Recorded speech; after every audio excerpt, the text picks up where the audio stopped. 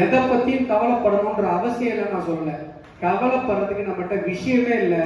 ஏன்னு சொன்னா திருவண்ணாமலை பாராளுமன்ற தொகுதியை பொறுத்தவரை தாமரையை ஜெயிக்க வைப்பதற்காக மக்கள் தயாராக இருந்து கொண்டிருக்கிறார்கள்.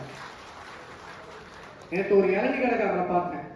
ஒரு சுவாமிஜி சுவாமி சகஜானந்தான்னு சொல்லி பாரத மாதாவுக்கு கோவில் கட்டின ஒரு சுவாமிஜி நேற்று இந்த பாராளுமன்ற தொகுதியில் நான் வெற்றி பெற வேண்டும் என்பதற்காக கிரிவலம் வந்தார்.